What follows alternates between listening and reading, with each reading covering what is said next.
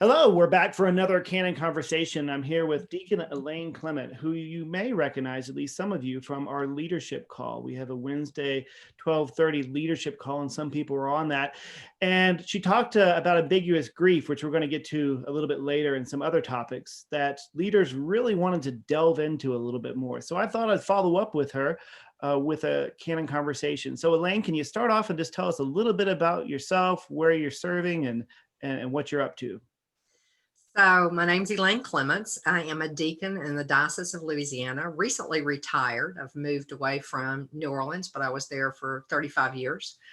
And I am a part of a team called Partners in Response and Resilience that is with Episcopal Relief and Development. And this team's job is to respond nationally after a disaster, to help guide churches through the disaster process and to help them respond to the needs of the most vulnerable in a disaster. We were each selected usually because we've had disasters in our own context in which we've helped the church to respond in that way. So I've been a member of that team. I'm one of the founding members. I've been there since 2009. There's about 10 of us now.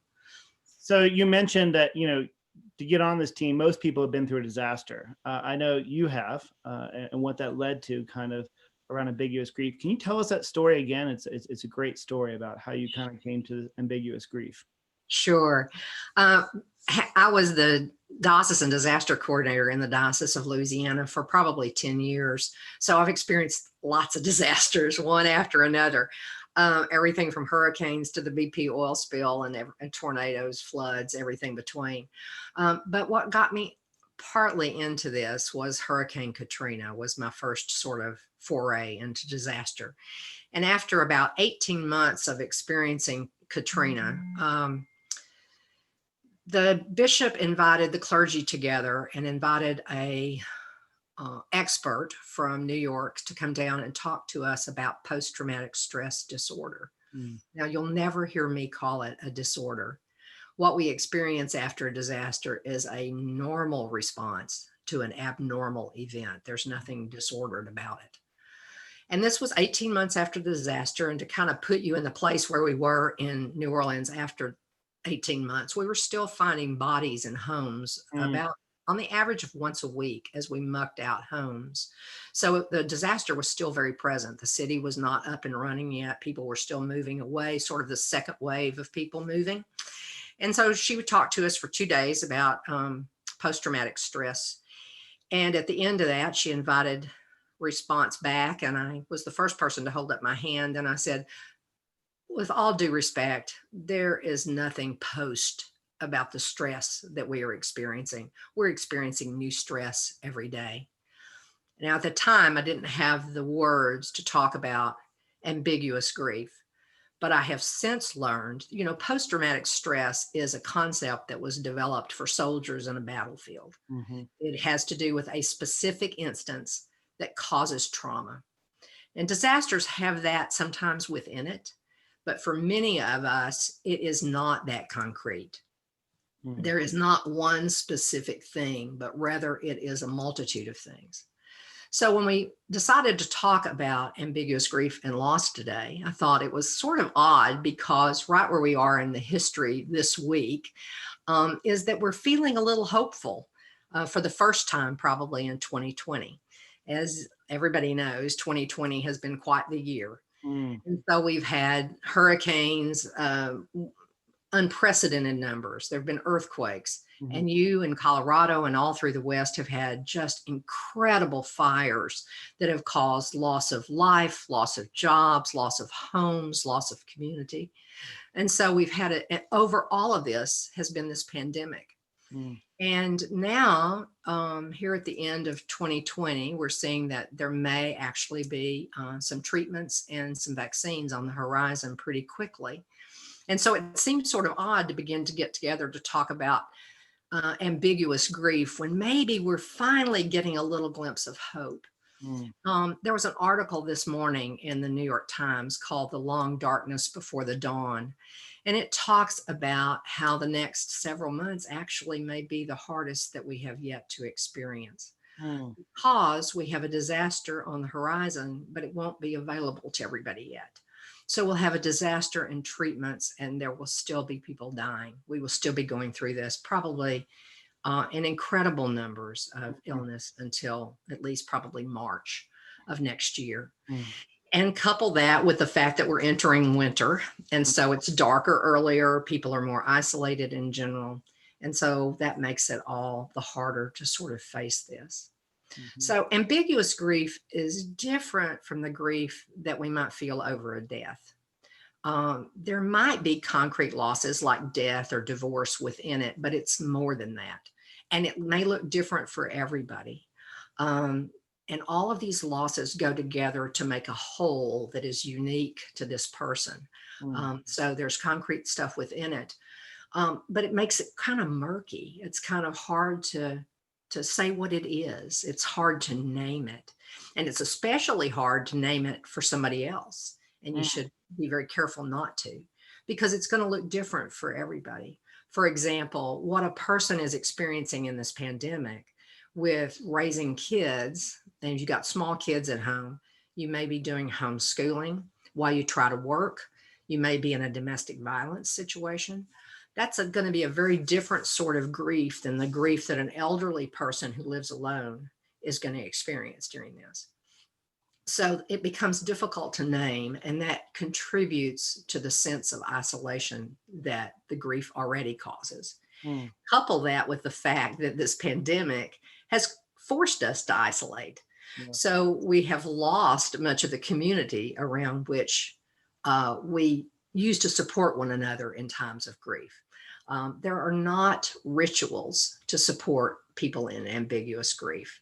There's no condolence cards that says, sorry you're having to homeschool your children this year. There's nothing, there's not a community ritual. There's not a funeral.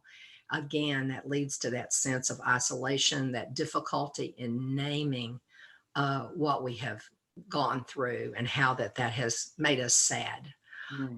It all contributes to the sense of isolation for that person's particular grief. It may go largely, therefore, unnoticed. We may not see it in another, but need to be open to the fact that it's there and that we can help them hold it while we can't help them name it. It's caused in part by having to live in that space between what I would say between hope and hopelessness. That I call that tragic gap, of where you're not sure what's to come, but you're not what you were. My husband always says, Hurricane Katrina struck on August the 29th of 2005. And my husband always says it will never in New Orleans be August the 28th again. It will never be what it was. And we know that, but we don't know what it is. And as humans, we don't do well with uncertainty. We like to know what's coming. We don't do well with not knowing what we're going to be and what we have to face. Change is hard and change is stressful. Even good change is stressful. So this becomes doubly so. With ambiguous grief, you don't get over it. It's not done. You carry it forward. A part of us in New Orleans, to use New Orleans again as an example, since that was, like I said, my first experience of this, is, there's always going to be some sadness about what was and what was lost. And so it becomes, because you don't get over it, you have to get through it. The things that we need to get through it are resilience. And I think that the church is uniquely equipped. One of the biggest factors in predicting individual resilience is a spiritual life. The church is incredibly gifted in helping people become resilient. It's because in resilience, we need some things like, for example, we say the three things that people need to build resilience is community, information, and agency. CIA, unfortunate acronym, but it'll have to work. Community, information, and agency. So to begin to think about how we can increase those in ourselves and increase those in our churches is a way to start to walk the path through ambiguous grief. To build community, you might have to think outside of the box. Community is what has been lost in this pandemic. People are bemoaning the fact that they have lost the ability to gather with friends and family and see grandchildren and all of that. So that has taken that typical support away from us of community. So how do we build community? Well, you have to get creative. I have seen churches respond beautifully to the needs of the larger community through doing things like food banks and feeding ministries. How do you do that in a pandemic, and how do you do it safely? It is possible. So to begin to observe those things, to give people that community, to give Zoom, to make Zoom available to people in many different ways, not only through your church service, but in smaller group settings where people can actually talk, to give people opportunities to call other people. Sometimes we need permission to call. I have always been astonished by that, but it's true. To empower people to reach out, I think is important too. To give people good information. Part of the problem with this particular pandemic is we've had, conspiracy theories and all kinds of things swirling around. So getting good factual information to people in a non-threatening way is especially important. And agency, we were talking about those food banks. How do we give people control over themselves and their lives, and to help them feel like they're making a difference? People need meaning and purpose in their lives. Can they participate in that food bank? Can they deliver food and put it on a neighbor's door? Are there ways that they can respond that give them agency in this time of ambiguous grief, in this time of loss? As helpers, we need to be especially careful, because there is absolutely such a thing as referred grief, referred trauma. We absorb other people's grief as we listen to it, if we're empathic at all. So there is that. So we have to be especially careful about taking care of ourselves and building our own resources for community information and agency. Your community wouldn't be your congregation. Your community might be your running buddies.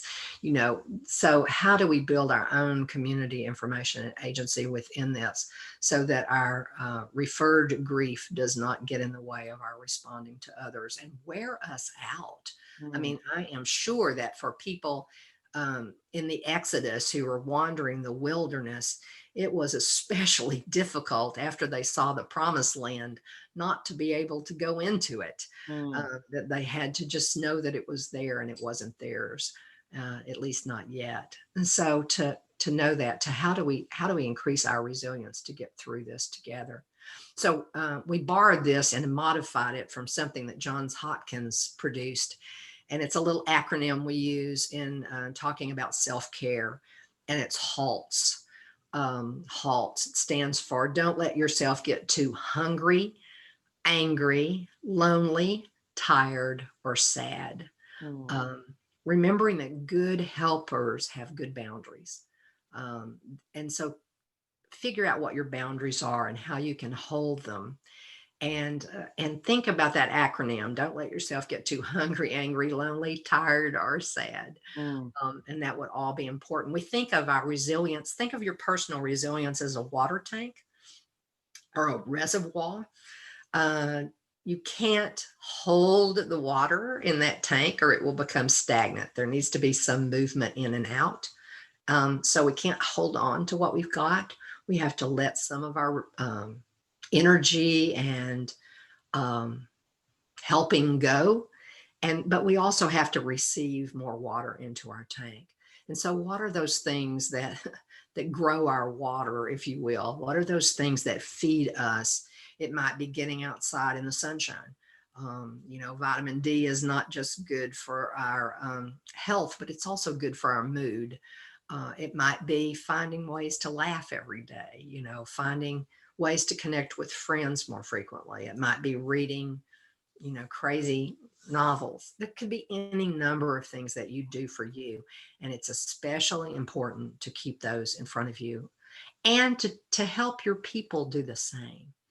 Help when people come to you in these sad spaces, to help them get the help that they need, and also to begin to teach them about how to not get too hungry, angry, lonely, tired, or sad.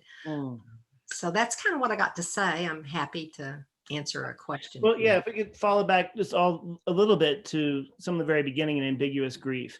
I know you said it's different for every person, but what are maybe, some common symptoms that, I would have to say, you know what, this may be ambiguous grief, or is it just something you really can't define and feel? I think it feels, in my personal experience, it feels like other grief, but it feels endless. Mm, And like I said, it not only feels endless, but sometimes we can feel alone in it. mhm, But it makes us sad, and people respond to grief in different ways. mhm, Some people take little pieces out that they can digest. How do you eat an elephant one bite at a time? mhm, So it might be dealing with the individual components of that grief, one at a time. Some people respond to grief with anger.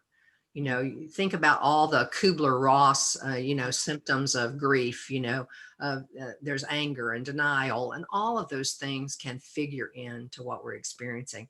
And for each person, that might be different. So helping people get in touch with some of the things that are going on outwardly that might be reflections of inwardly, do they have a spiritual director? mhm. Um, Sometimes people need a little therapy to get through it. There's certainly sometimes, the lines after Katrina for things like Wellbutrin and all those drugs that make us feel better, the lines were huge. Mm, I think everybody in town was on an antidepressant. mm, There's no shame in that. If that's what it takes to get through, then that's what it takes to get through.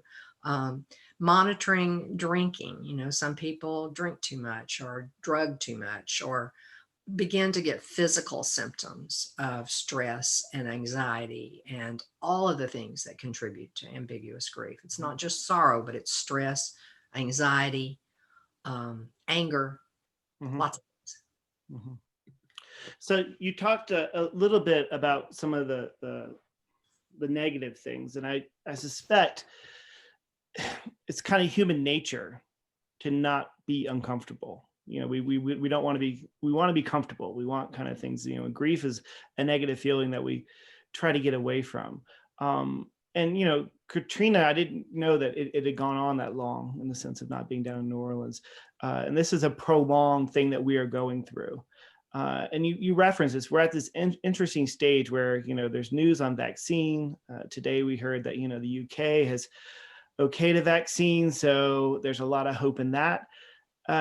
And what does that do to us? I mean, in the sense of, are we? I know a lot of us are taking a lot more risk now Yeah. because of things. If you experience that, or what other things are going on in people's heads, you think? I think, the temptation is you think, oh, well, good, we're going to have a treatment. I can drop the mask, I can stop listening to the isolation. I think we're tired. Mhm, That's definitely a piece of ambiguous grief is you just get tired with it. mhm, And we want things to be normal and we will seek the normal because that's what we're comfortable with. mhm, There's a family recently in Texas that was just reported. All of the members of this huge Hispanic family have come down with COVID. And mhm, they said, we were so careful. And then we just forgot, we mhm, just didn't think. We let our guard down and we had a birthday party. mhm, And we thought we would do it outdoors, but then everybody ended up in the living room because that's what we do because we get together all the time. So there is the temptation to bring things to what you think will be the normal or what was the normal, but mhm, it can't be again, not for a while. So I think that is hard.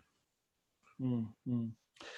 So finally, and you talked a little bit before about resources, and you say there's not very many out there, but can you give us a few resources if we want to delve more into this topic?